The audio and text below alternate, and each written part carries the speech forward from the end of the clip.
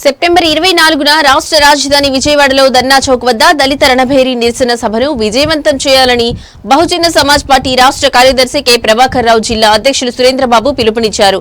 చిత్తూరులో ఏర్పాటు చేసిన సమావేశంలో బీఎస్పీ రాష్ట్ర జిల్లా స్థాయి నాయకులు హాజరయ్యారు. ఈ సందర్భంగా ప్రభాకర్ రావు మాట్లాడుతూ రాష్ట్రంలో దళిత బహుజనులకు భద్రత కరువైందని ధ్వజమెత్తారు. ఆంధ్రప్రదేశ్ రాష్ట్రంలో కుల రాజ్యాంగం అమలవుతుందని విమర్శించారు. దళిత బహుజనులు ఏకం కావాల్సిన ఆవశ్యకత ఏర్పడిందనన్నారు. దళిత ఓట్లతో గద్దెనెక్కిన ప్రభుత్వాలు దళితులకు వెన్నుపోటు పొడుస్తున్నాయని విమర్శించారు. కాబట్టి ఆ రాజ్యాంగాన్ని అమలు చేసుకోవడానికే మేము ప్రయత్నం చేస్తాము. మమ్మల్ని ఉసుకొల్పొద్దండి.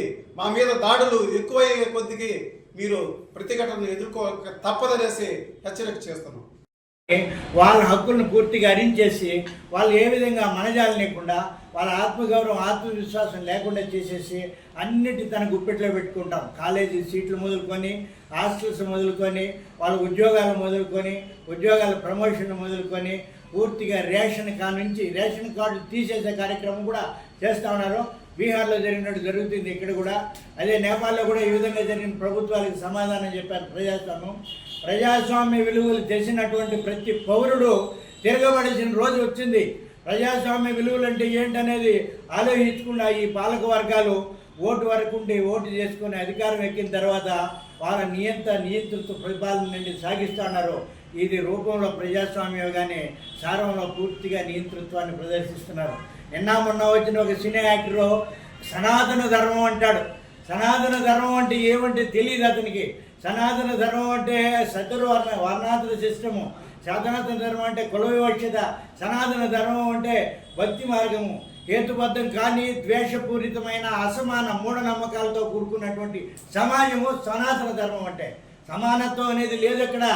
వాళ్ళ పెద్దరికం, వాళ్ళ ఆధిపత్యం చెలాయించేది. ఈరోజు బహుజన్ సమాజ్ పార్టీ రాష్ట్ర వ్యాప్తంగా సెప్టెంబర్ 24న అంటే పూనా ఫ్యాక్ట్ జరిగిన సందర్భంగా పురస్కరించుకొని, ఎందుకంటే ఏదైతే ఏ వర్గం అయితే అట్టడుగు వర్గాలుగా ఉన్నారో ఆ వర్గం నుంచి పూనా ఫ్యాక్ట్ ద్వారానే చెంచాలు కూడా బయట వచ్చినారనేది ఒక వాస్తవం.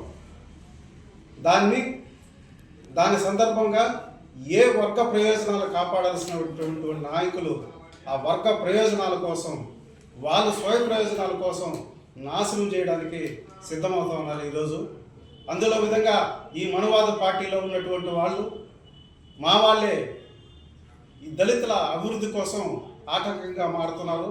అందువల్ల ప్రభుత్వాలు, పాలకులు మారుతున్నా దళితులపై ఆగని దాడులు నిరసిస్తూ ఈ నెల 24న విజయవాడలో ధర్నా చౌక్ వద్ద పెద్ద బహుజన్ సమాజ్ పార్టీ రాష్ట్ర అధ్యక్షులు బొందెల గౌతమ్ కుమార్ గారి నాయకత్వంలో పెద్ద ఎత్తున నిరసన కార్యక్రమం చేస్తున్నాము. ఎందుకంటే ఇది మీరు చూసుండొచ్చు, ఏ ప్రభుత్వం వచ్చినా గత 40 సంవత్సరాలుగా చూసుకున్నా, స్వతంత్రం వచ్చినప్పటి నుంచి చూసుకున్నా రాను ఈ ప్రభుత్వాలు రాజ్యాంగాన్ని అమలు చేయకపోగా దళితుల మీద జరుగుతున్నటువంటి దాడుల్ని దాన్ని అరికట్టడంలో విఫలమవుతున్నాయి. అందులో బహుజన్ సమాజ్ పార్టీ తీవ్రంగా ఖండిస్తూ ఉంది దీన్ని. అదేవిధంగా గత ప్రభుత్వం రైల్వే ఆఫీసరు బహుజన్ సమాజ్ పార్టీలో పూతలపట్టు నియోజకవర్గానికి ఇన్ఛార్జి, లాస్ట్ టైం ఎమ్మెల్యేగా కంటెస్ట్ చేసినాను బహుజన్ సమాజ్ పార్టీ తరఫున. భారతదేశంలో విపరీతమైనటువంటి కుల వివక్షత ప్రబలిపోయి ఎస్సీ, ఎస్టీ, బీసీ మైనారిటీల మీద విపరీతమైనటువంటి దాడులు కొనసాగుతున్నాయి. నిర్విరామంగా జరుగుతూ ఉన్న కార్యక్రమం ఇది. చాలా హేయమైన చర్య. సభ్య సమాజము సిగ్గుపడాల్సినటువంటి రోజులు ఇవి. ఎస్సీ, ఎస్టీ, బీసీ మైనారిటీ సోదరులంతా కూడా గుర్తుపెట్టుకోవాలి. ఇది చాలా దుర్మార్గం జరుగుతుంది. ఈ కూటమి ప్రభుత్వం వచ్చిన దగ్గర నుంచి పోలీసులు తన ఆధీనంలో తీసుకొని చిన్న రైతుల్ని, చిన్న కమతాలని, చిన్న వాళ్ళంతా కూడా విపరీతమైనటువంటి దాడులు చేస్తున్నారు. మేము ప్రత్యక్షంగా చూస్తున్నాం.